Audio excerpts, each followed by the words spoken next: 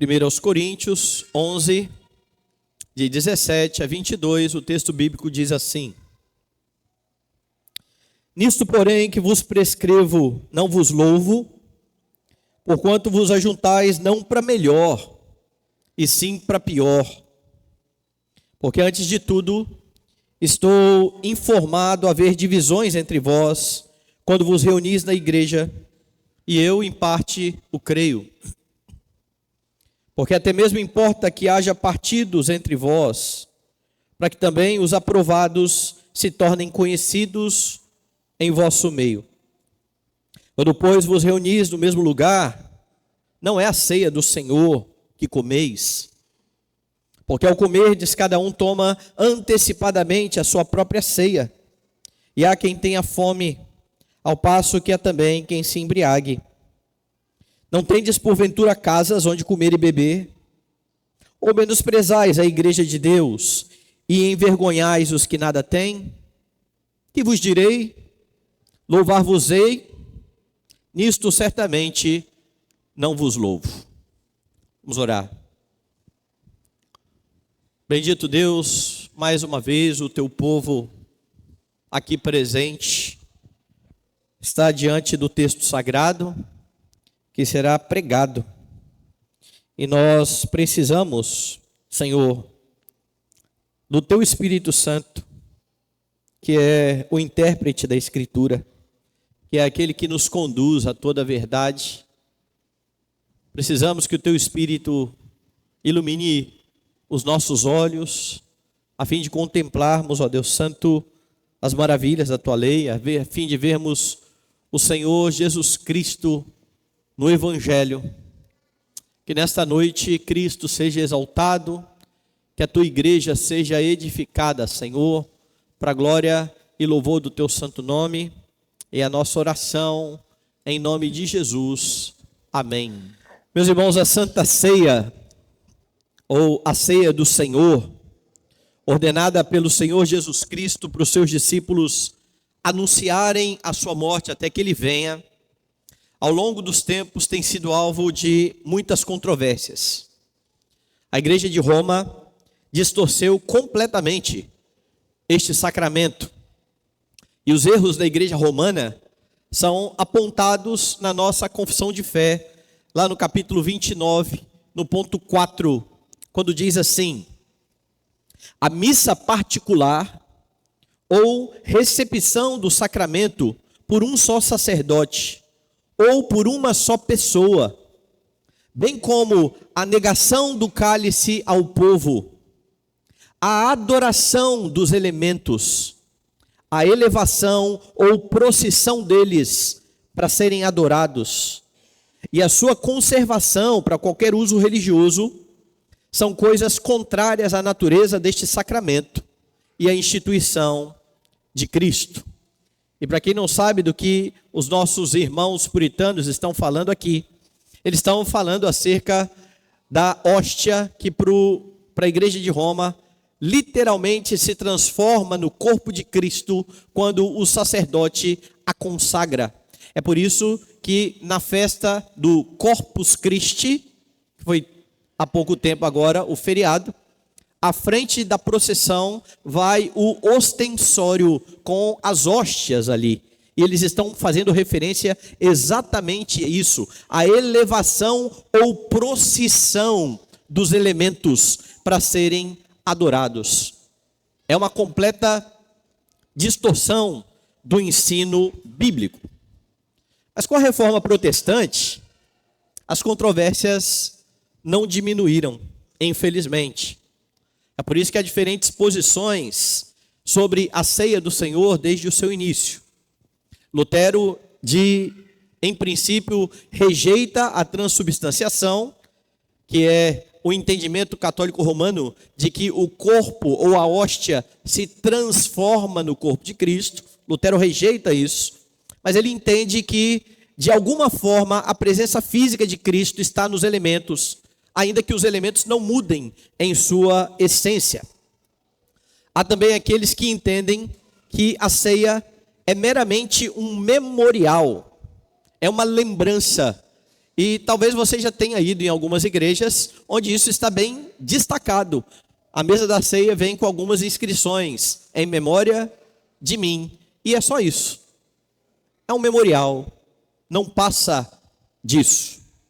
A nossa posição reformada defende a presença real de Cristo na ceia, mas uma presença espiritual. 3 posições bem distintas acerca da ceia do Senhor. Contudo, essas controvérsias, elas não são da época da Reforma ou com as distorções de Roma. Na igreja primitiva, Paulo teve que regular o culto, e ele está tratando exatamente aqui do momento em que os crentes se reúnem em torno da mesa do Senhor. Já no primeiro século da igreja, Paulo precisa regular o culto, Paulo precisa demonstrar como é que os crentes precisam se portar por ocasião da ceia do Senhor. E se Paulo abriu o capítulo 11, louvando os crentes coríntios, dizendo: olha, eu louvo vocês porque em muitas coisas vocês estão seguindo de perto a doutrina dos apóstolos, ou como ele diz lá, as tradições. Agora, nestes versos que eu li, no verso 17 e no verso 22, ele repete 2 vezes a mesma expressão: não vos louvo. Veja o verso 17. Nisto, porém, que vos prescrevo, não vos louvo. Lá no verso 22, nisto certamente não vos louvo. E estas 2 repreensões de Paulo, essas 2 afirmações, nisto eu não louvo vocês, elas fazem uma espécie de moldura para a repreensão de Paulo nos versículos que vêm entre o verso 17 e o verso de número 22. Paulo irá repreender a atitude dos coríntios, e esta repreensão de Paulo ensina que você não deve desonrar a Deus. Esse é o ponto de Paulo aqui, no início desta sessão. Você não deve desonrar a Deus. E Paulo então mostra como é que isso vai ocorrer. Você não deve desonrar a Deus, e é por isso que você precisa ter cuidado para não dividir a igreja. Veja que a repreensão de Paulo é bastante dura. Olha o verso 17. Nisto, porém, que vos prescrevo, não vos louvo, porquanto vos ajuntais não para melhor, e sim para pior. Imagine só.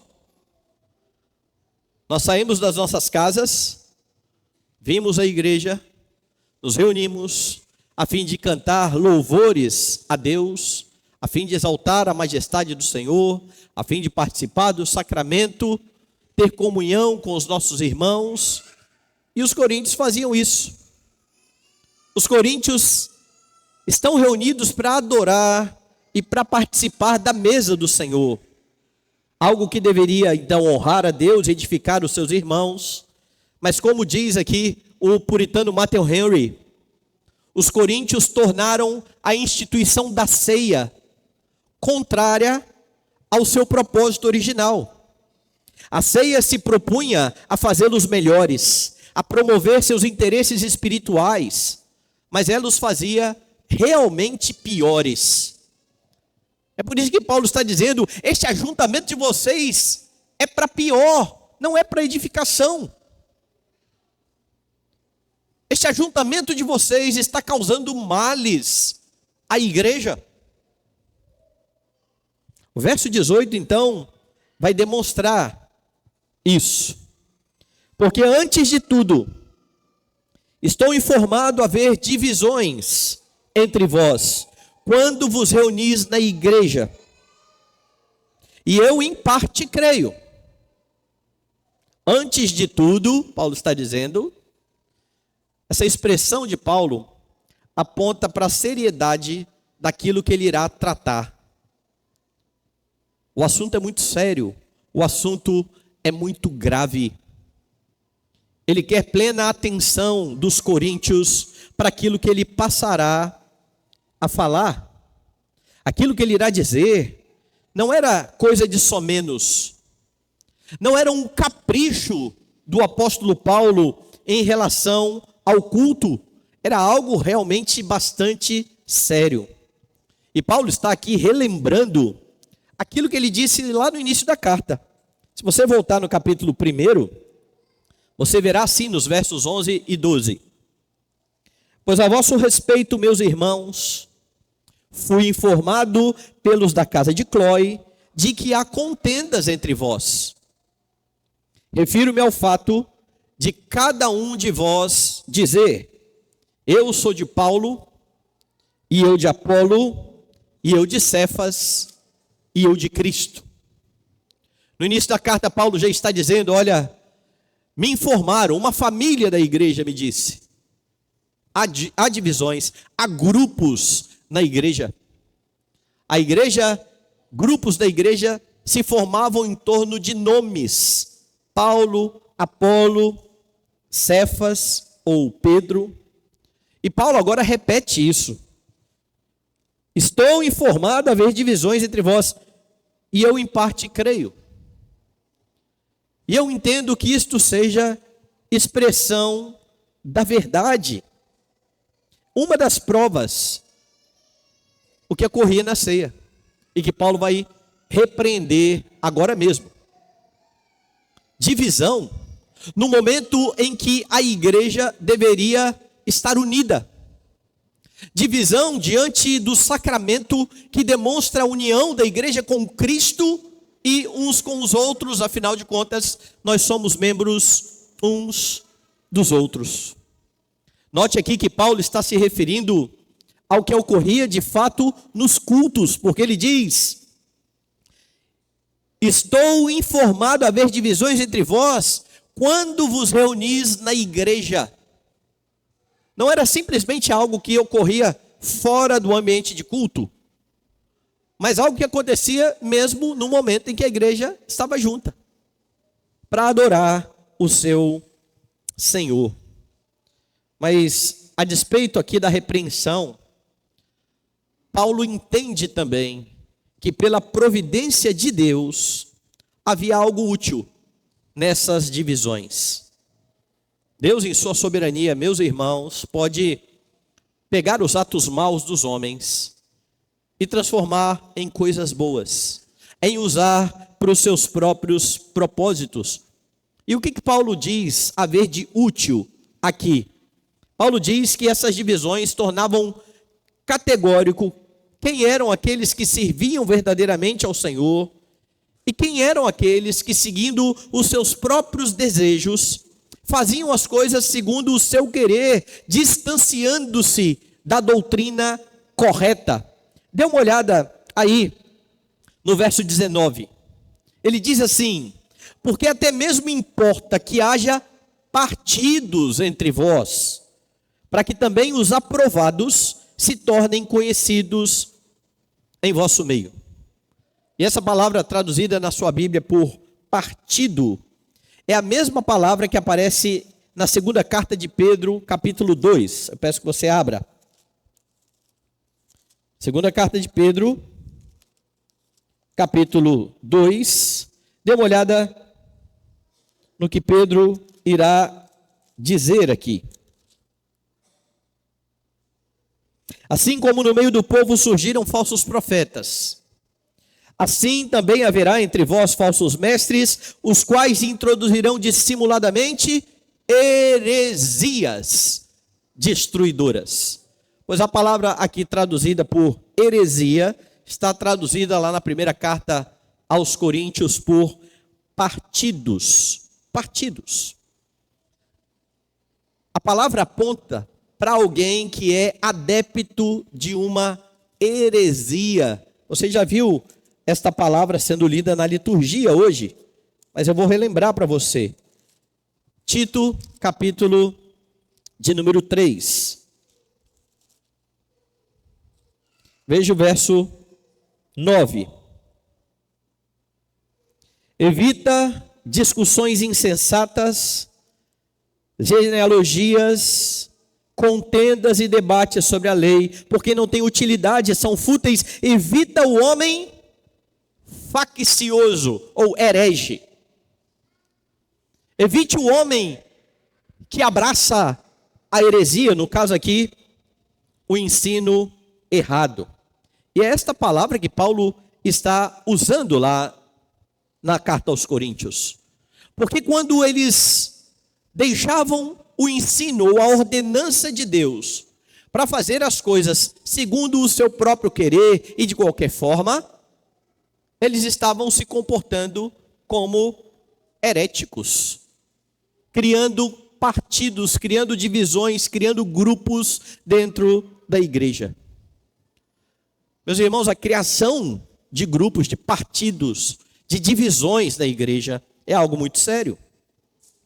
E você precisa cuidar para não ser um promotor de tais coisas.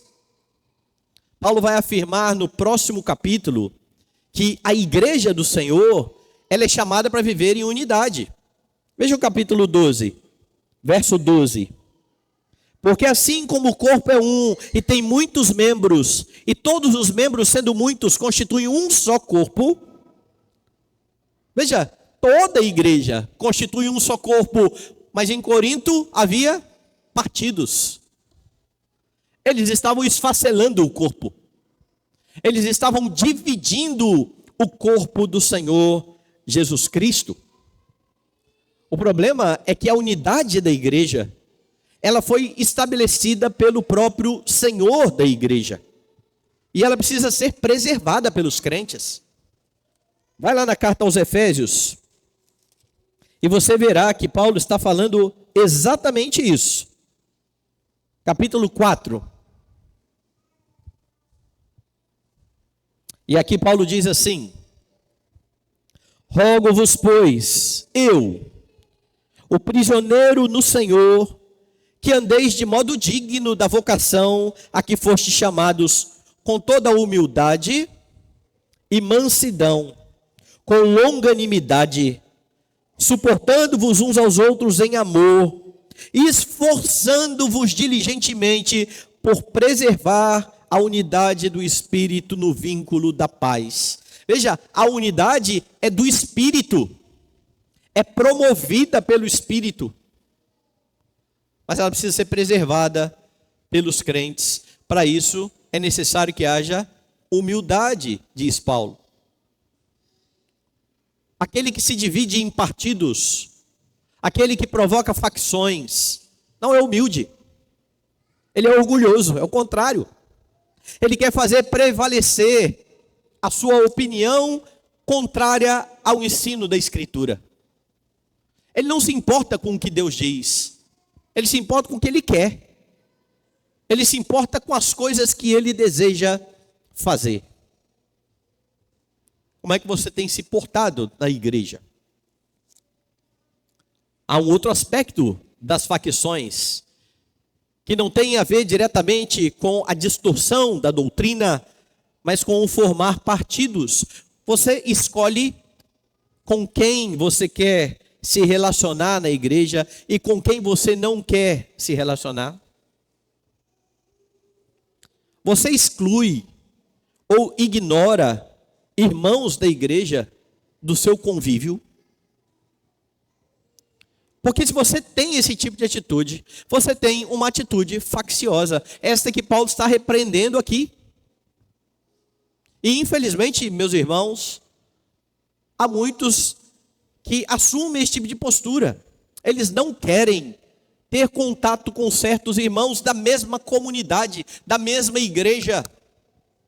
Irmãos que dominicalmente se assentam nos bancos ao lado deles, participam junto da mesa do Senhor, que aponta para a unidade da igreja, mas essa unidade, ela não é vista na prática, porque eu não quero saber de você, eu não gosto muito de você, eu não concordo muito com as suas ideias, então você no seu cantinho e eu no meu. Tudo isso é pecado. Tudo isso está dentro da repreensão que Paulo está fazendo aqui aos Coríntios. Comentando o texto, Calvino diz o seguinte: a reprovação de Paulo aqui neste texto, em termos gerais, visa mostrar que não estavam como cristãos vivendo em harmonia e sim que todos estavam por demais envolvidos em seus próprios negócios, para envidar algum esforço em benefício da vida de outrem.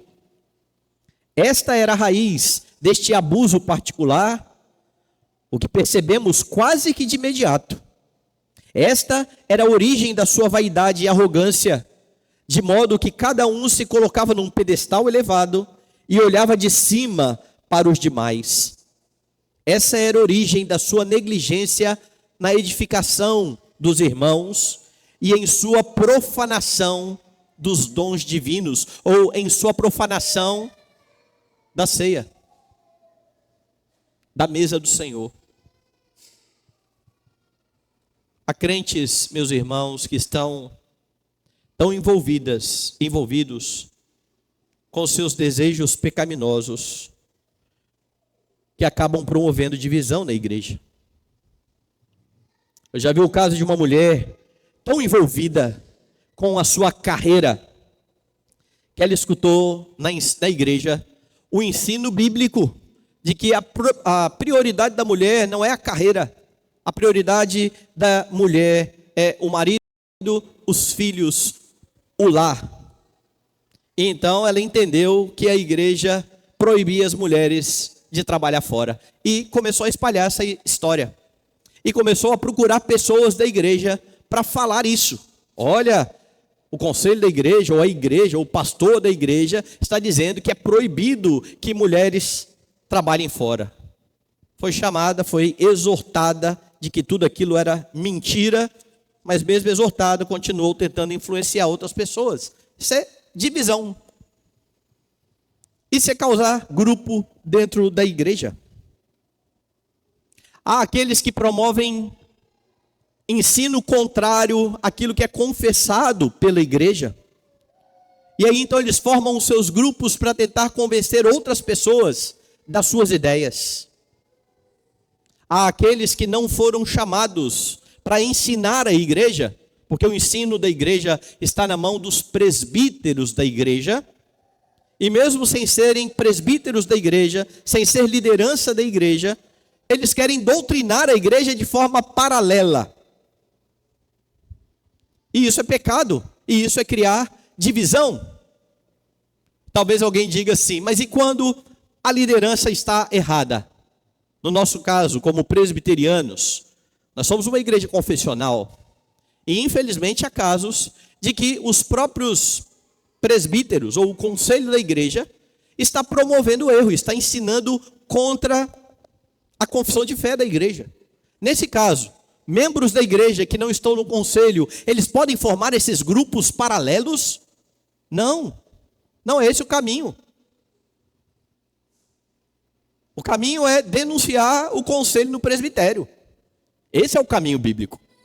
E não formar um pastoreio paralelo na igreja para tentar corrigir o que o conselho está ensinando de errado. O caminho nunca é divisão. O caminho nunca é grupo. O caminho nunca é facção. Há caminhos corretos para se tratar destas coisas. Você não pode, você não deve desonrar a Deus. Portanto, você precisa cuidar para não dividir a igreja. Mas Paulo fala mais. Paulo fala para que você tenha cuidado para não distorcer os mandamentos do Senhor. Porque veja, Jesus ordenou aos seus discípulos que celebrassem a ceia do Senhor, a fim de anunciar a sua morte, até que ele venha. A ceia, portanto, é um mandamento do Senhor Jesus Cristo. Não é uma sugestão, não é algo que a igreja vai acatar ou não, se ela quiser. Se ela entender que deve, ela vai colocar no calendário da igreja. Se ela entender que não deve, não vai fazer. É uma coisa que não tem importância. É um mandamento do Senhor Jesus Cristo. Então Paulo é categórico quando ele afirma aos coríntios que, a despeito de estarem no mesmo lugar, na mesma reunião, realizando uma cerimônia, esta cerimônia não se tratava da ceia do Senhor devido às distorções que estavam acontecendo naquele momento. Veja como Paulo é bem claro nisso. Verso 20. Quando, pois, vos reunis no mesmo lugar, não é a ceia do Senhor que comeis. Ou, em outras palavras, ele podia falar o seguinte: vocês podem até achar que estão celebrando a ceia, mas vocês estão muito longe do que é a ceia do Senhor. Isso aí é outra coisa. O que vocês estão fazendo tem a ver com os desejos dos seus corações e não com o mandamento dado pelo Senhor. Um comentarista chamado Andrew Wilson diz o seguinte: eles pegaram o ato supremo de entrega de Jesus por seu povo e o transformaram em um ato de autosserviço. Transformaram a cruz de Cristo numa briga de coquetéis. Por que ele diz isso? Veja, a ceia deveria unir os crentes. Era ocasião para manifestação, mas se transformou em uma ocasião para manifestação de grupos e de partidos. É uma distorção completa do mandamento do Senhor. E aqueles que distorcem o mandamento desonram o Senhor. Este, lembre, era o modus operandi dos fariseus. O legalismo, por exemplo, do fariseu, o levava a reduzir as exigências da lei. Eles distorciam a lei. E assim, eles ensinavam a lei de forma distorcida ao povo. E não é sem razão que você tem Jesus afirmando: olha, estes homens me honram com os lábios, mas o coração deles está distante de mim. Um bom exemplo disso, veja, está em Marcos, capítulo 7. Dê uma olhada. Marcos, capítulo 7. Antes de eu ler o texto, por que o Andrew está dizendo que eles transformaram este momento de comunhão em uma briga de coquetéis? Junto com a ceia do Senhor, a igreja começou a promover a chamada festa do amor, festa ágape, em que possivelmente durante a celebração da ceia, antes um pouco, havia comida, havia uma refeição comunitária. E então nessa refeição começavam a haver as distorções, cada um pensando em si mesmo. Agora veja Marcos, e veja como o fariseu costumava distorcer também o mandamento do Senhor. Marcos capítulo 7, a partir do verso de número 5. Interpelaram-no os fariseus e os escribas: por que não andam os teus discípulos de conformidade com a tradição dos anciãos, mas comem com as mãos por lavar? Respondeu-lhes: bem profetizou Isaías a respeito de vós, hipócritas. Como está escrito: este povo honra-me com os lábios, mas o seu coração está longe de mim, e em vão me adoram, ensinando doutrinas que são preceitos de homens, negligenciando o mandamento de Deus, guardais a tradição dos homens. E disse-lhes ainda: jeitosamente rejeitais o preceito de Deus, para guardardes a vossa própria tradição. A acusação de Jesus é simples. Os fariseus estão com um questionamento: os seus discípulos vão se alimentar e não se submetem à purificação, ou à cerimônia de purificação. Eles comem sem lavar as mãos. Mas isso era uma tradição dos anciãos. Em outro texto paralelo, Jesus vai falar que não é o que entra pela boca que contamina o homem, mas o que sai, porque sai do coração. Ao mesmo tempo que estes homens faziam isso e se preocupavam com seus rituais, eles desobedeciam mandamentos bem diretos da lei do Senhor. É por isso que Jesus está dizendo que eles jeitosamente davam um jeito de rejeitar o mandamento, rejeitar o preceito de Deus. Continua lá no verso 10, então você tem o exemplo. Pois Moisés disse: honra a teu pai e a tua mãe, e quem maldisser a seu pai ou a sua mãe, seja punido de morte. Jesus está citando o 5º mandamento. Está na tábua da lei. Deus disse que você precisa cuidar dos seus pais. O que os fariseus faziam? Verso 11.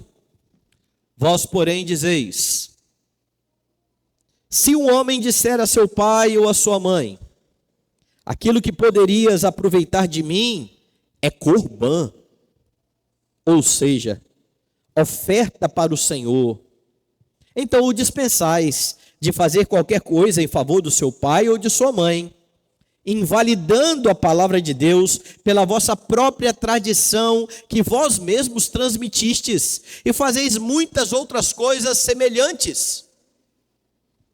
Percebe o que ocorre? O fariseu liberava as pessoas de cuidarem de pai e mãe, quando essas pessoas diziam assim: o dinheiro que eu gastaria com meu pai e com a minha mãe, no cuidado do meu pai e com a minha mãe, eu vou oferecer ao Senhor. Opa! É lógico que o Senhor é mais importante que o seu pai e sua mãe.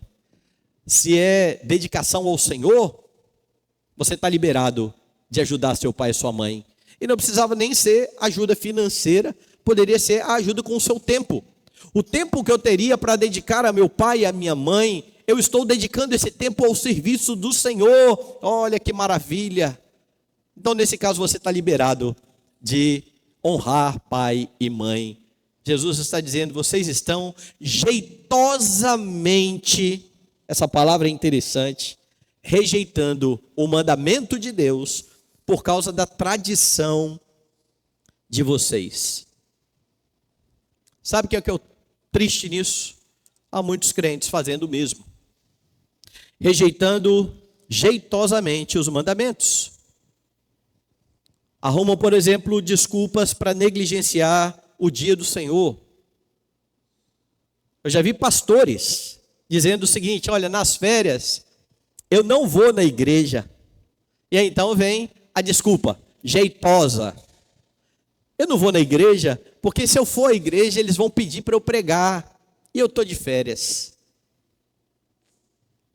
Essa é uma desculpa esculachada, né? Escancarada. Não tem o menor cabimento. Porque o pastor pode ir à igreja, alguém pode falar assim: pastor, você pode pregar hoje à noite? Eu falei: irmão, eu estou de férias, eu queria muito ouvir a pregação da palavra. E vai sentar, e vai cultuar, e vai ouvir a pregação. E quem disse que ele é obrigado a aceitar convite de todo mundo para pregar? Ele não é obrigado. Mas se ele quiser, ele pode. O que ele faz? Em vez de ir para a igreja, ele vai para a praia. Em vez de ir para a igreja, ele vai para o shopping. Em vez de ir para a igreja, ele vai fazer qualquer outra coisa, jeitosamente. Mas não são só pastores. Eu estou falando de pastores, porque para mim, pastor é mais grave fazer isso. Mas há muitos crentes que fazem isso. Olha, eu estou de férias, eu vou perder um dia de férias. Férias é uma vez por ano só. Tem um ano todo, tem 53 domingos, 52 domingos. Eu não vou. Deus não vai me punir aí porque eu vou faltar um domingo. Aproveitar, né? Estou muito cansado, estou muito estressado. Aqueles que buscam também justificar filmes, teatros, imagens que ilustram as pessoas da Trindade, dizendo assim: isso é para um melhor aprendizado. Eu vi alguns testemunhos, eu não sei se eu chamo de testemunho ou de tristemunho, porque a pessoa dizia assim: eu comecei a entender melhor a Bíblia depois que eu comecei a assistir The Chosen. Sério? Será que essa pessoa lia a Bíblia mesmo?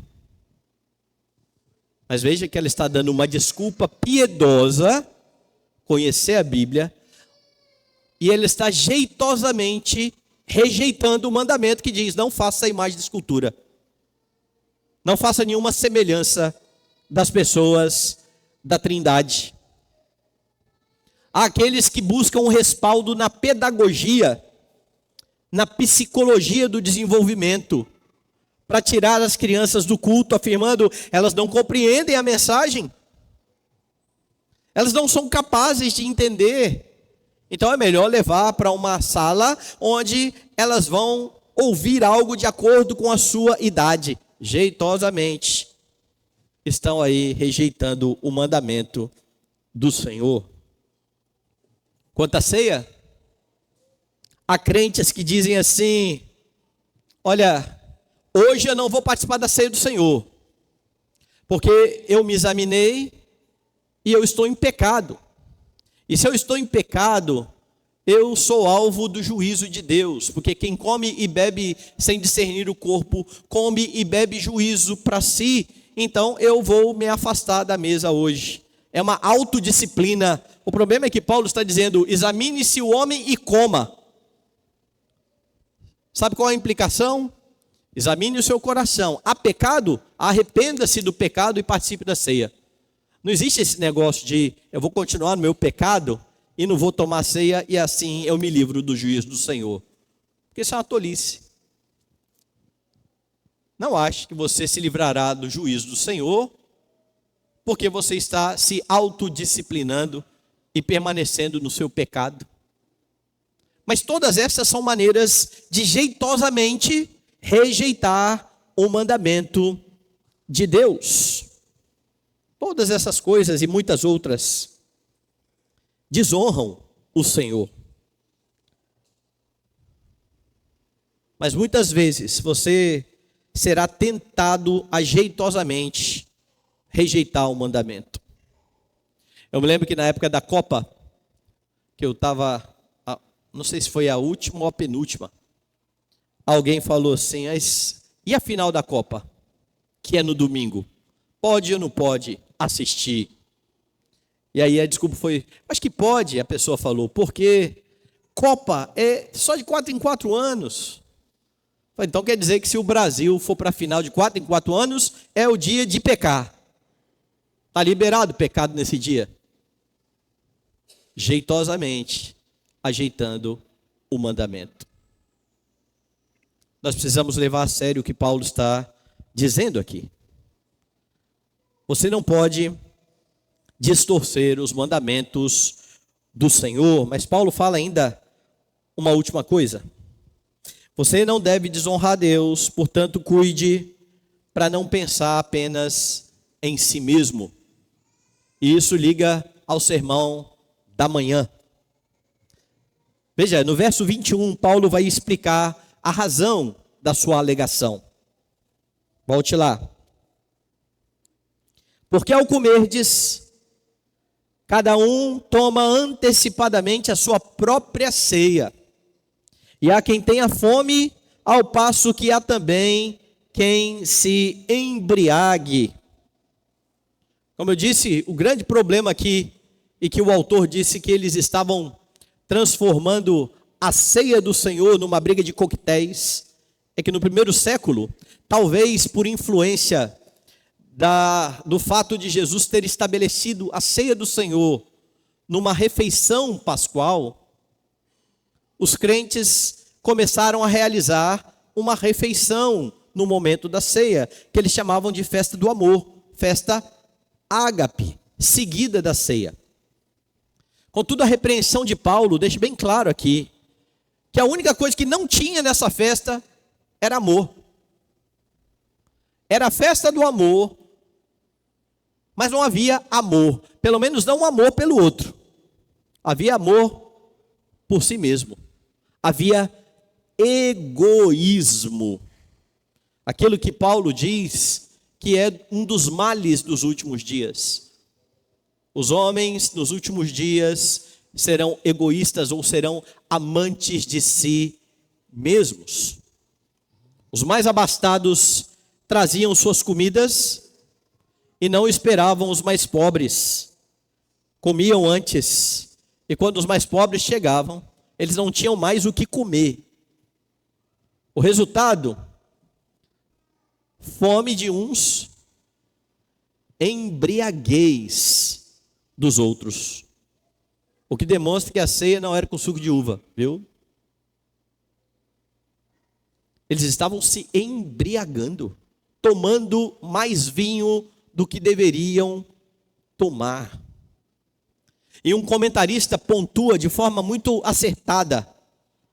Ele diz assim: é provável que o banquete semanal de Ágape fosse a única refeição decente que alguns dos membros mais pobres tinham regularmente.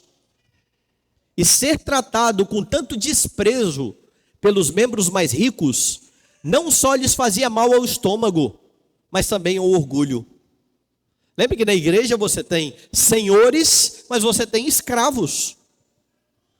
Você tem pessoas abastadas e pessoas sem dinheiro, pois os abastados chegavam, se banqueteavam, e quando os mais pobres iam comer, não havia nada, enquanto os abastados, muitos deles, já estavam bêbados.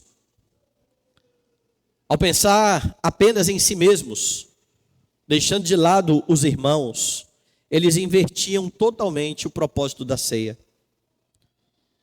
Não era mais a celebração da união com Cristo e com os irmãos. A divisão se tornava manifesta. Tão manifesta que não se restringia apenas à questão de qual pregador eu gosto mais, Paulo, Apolo, Cefas, mas uma divisão em termos de quem pode mais financeiramente e quem não pode financeiramente. A pergunta então retórica do verso 22 escancara a reprovação de Paulo. Não tendes porventura casas onde comer e beber, ou menosprezais a igreja de Deus e envergonhais os que nada têm? Que vos direi, louvar-vos-ei? Nisto certamente não vos louvo. Veja que interessante. A ceia foi ordenada pelo Senhor Jesus Cristo. A festa ágape não foi ordenada pelo Senhor Jesus Cristo. Não há um mandamento para que haja um banquete quando os crentes se reúnem para a ceia. Parece que isso foi deduzido pelos crentes, mas deduzido de forma equivocada. Então o que Paulo está fazendo aqui no versículo 22 é demonstrar que não é necessário no culto fazer este banquete. É por isso que ele diz: você está com fome? Coma em casa.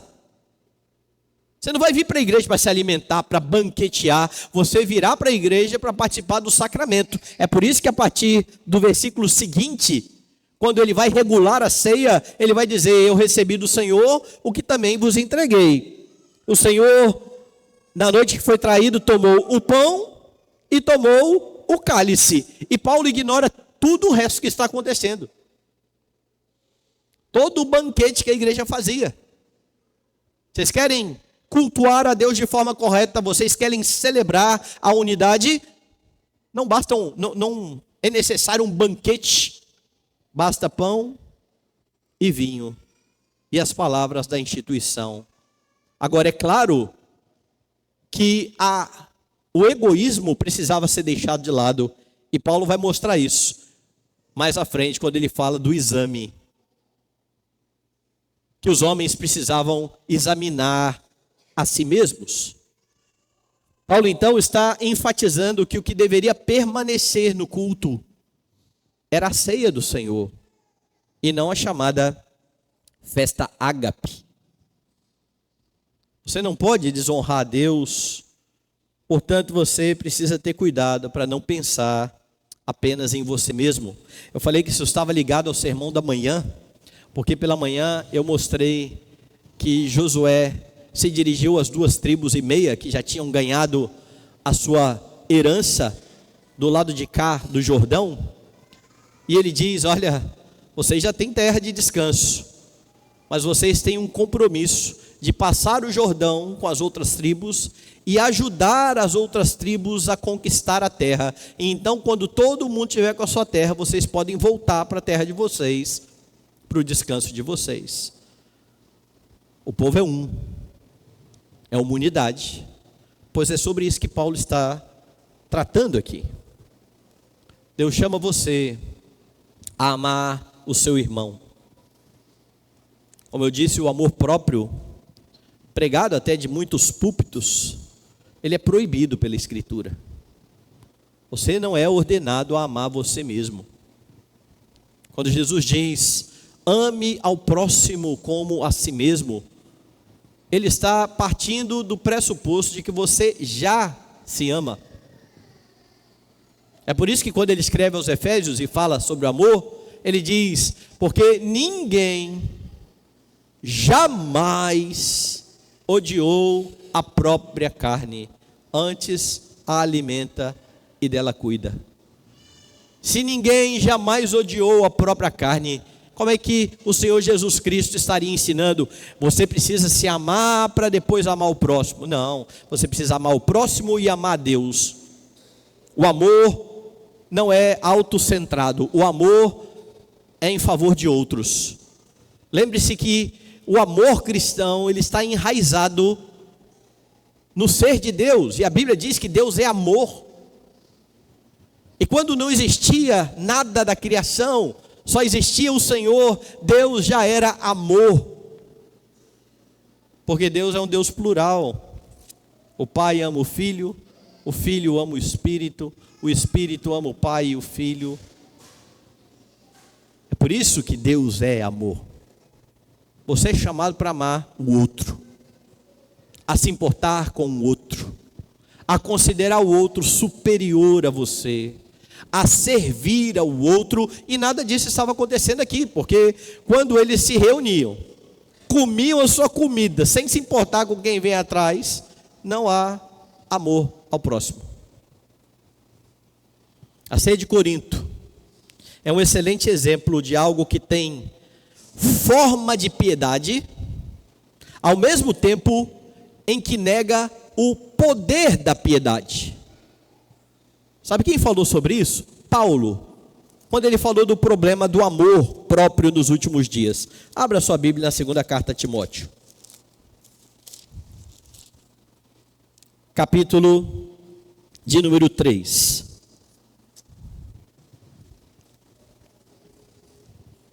Repare bem as palavras. Sabe, porém, isto: nos últimos dias sobrevirão tempos difíceis, pois os homens serão egoístas, ou os homens serão amantes de si mesmos, avarentos, jactanciosos, arrogantes, blasfemadores, desobedientes aos pais, ingratos, irreverentes, desafeiçoados, implacáveis, caluniadores, sem domínio de si, cruéis, inimigos do bem, traidores, atrevidos, enfatuados, mais amigos dos prazeres que amigos de Deus. Repare agora: tendo forma de piedade, aparentando piedade, negando-lhe entretanto o poder, ou negando o poder da piedade. Eles até pareciam pessoas piedosas, eles estavam na igreja, eles partiam o pão, eles participavam da ceia, mas isso era externo. Não havia vida de santidade, não havia amor verdadeiro. Havia tudo isso que Paulo está dizendo aqui. Havia amor próprio, havia os avarentos que pensavam apenas neles mesmos, haviam aqueles que eram desobedientes aos pais, no caso, às autoridades constituídas. Todos os pecados cometidos lá em Corinto. Mas eles pareciam crentes. Aparentemente, pessoas que amam ao Senhor. A ceia virou um rito vazio. A ceia virou um rito egoísta. Muito cuidado para não pensar apenas em si mesmo, em detrimento dos seus irmãos. Esse egoísmo ele já foi repreendido anteriormente por Paulo, porque muitos, em nome da sua liberdade, não se importavam em escandalizar os seus irmãos. Eu posso comer carne? É o que me importa, eu vou comer. eu não quero nem saber se tem gente se escandalizando aí por eu comer carne. Isso é egoísmo.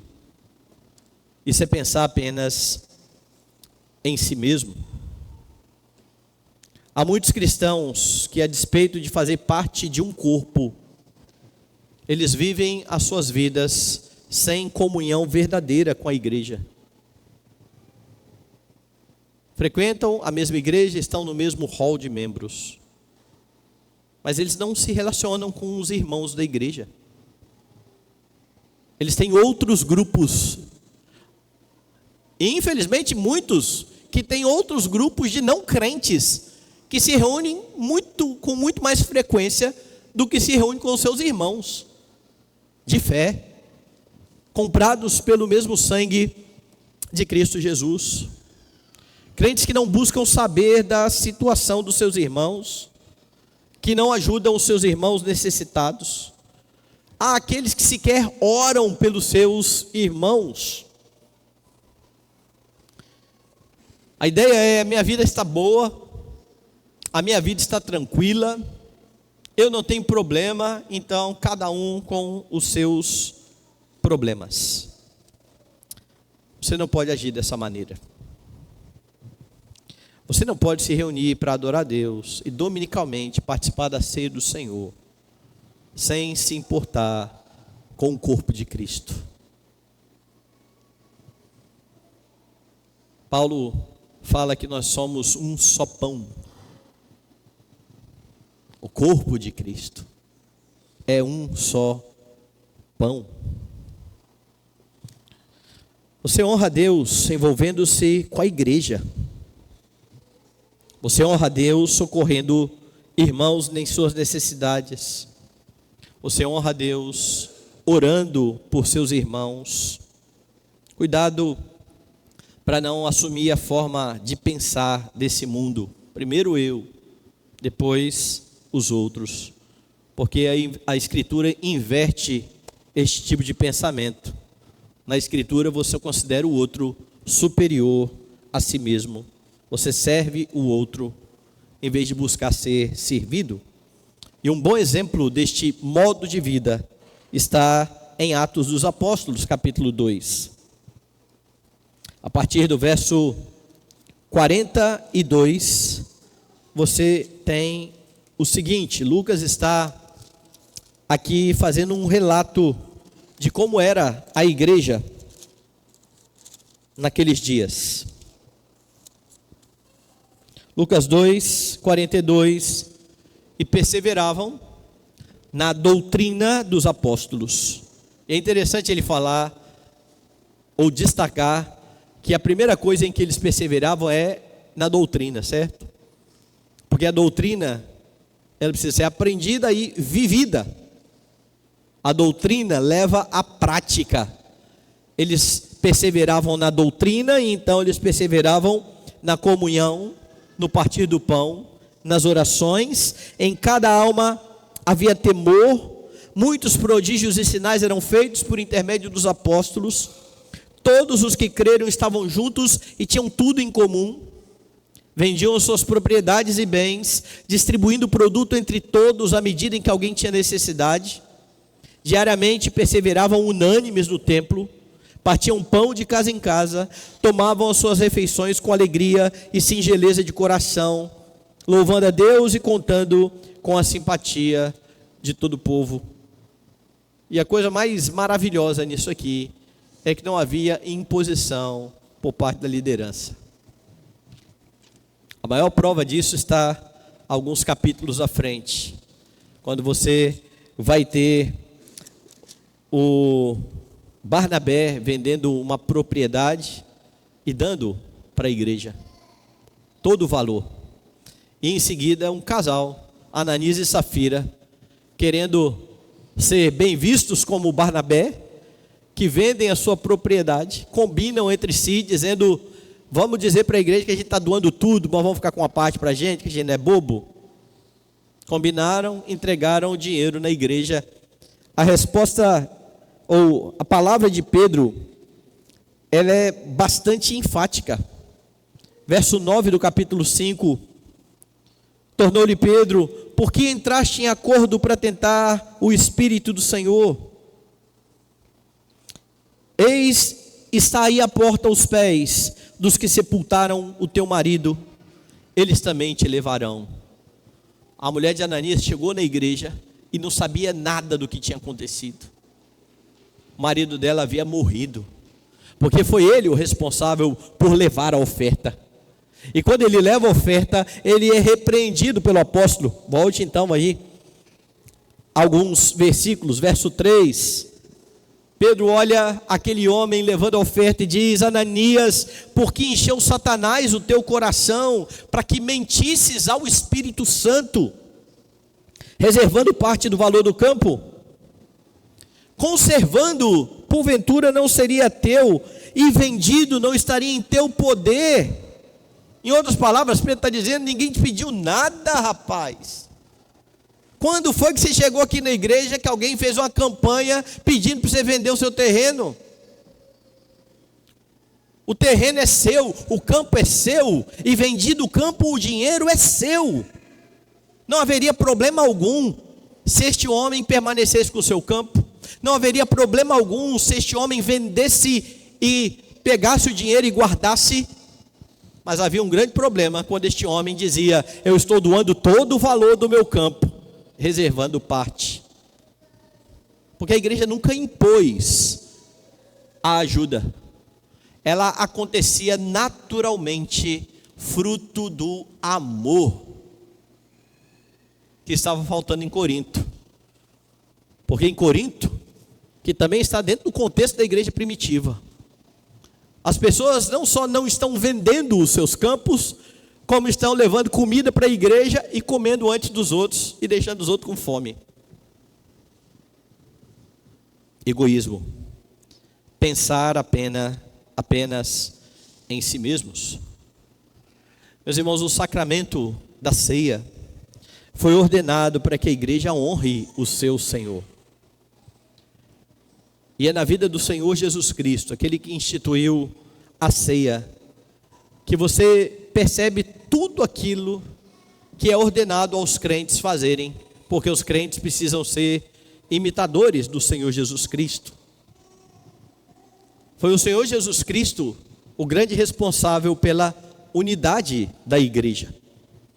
E é por isso que você não deve dividir a igreja. Na oração sacerdotal, Jesus orou por isso, pela unidade da igreja, e deu a vida para que os crentes sejam um só corpo. Quando você é um instrumento de divisão na igreja, você está labutando contra a obra de Cristo. Jesus também nunca distorceu os mandamentos, pelo contrário, ele corrigiu as distorções dos fariseus, quando ele disse: vocês ouviram o que foi dito pelos antigos, eu porém vos digo, e interpretou corretamente a lei do Senhor, e viveu em acordo com a lei do Senhor. Além disso, submeteu-se à morte de cruz, mesmo sem ter pecado, a fim de oferecer ao Pai um sacrifício perfeito. E você percebe então que Cristo não pensa em si mesmo, mas ele se entrega em favor do seu povo, para que o Pai seja glorificado. E é essa obra gloriosa do Senhor Jesus Cristo, meus irmãos, que é celebrada na ceia. E é por isso que você, no poder do Espírito Santo, precisa se esforçar para não desonrar a Deus, cuidando para não dividir a igreja, cuidando para não distorcer os mandamentos, cuidando para não pensar apenas em si mesmo. Ainda que este mundo ensine dia após dia o individualismo, o viver para si mesmo, viva contra essa cultura maligna, unido e firmado em Jesus Cristo, que morreu por você, para que você fosse um com todo o seu corpo.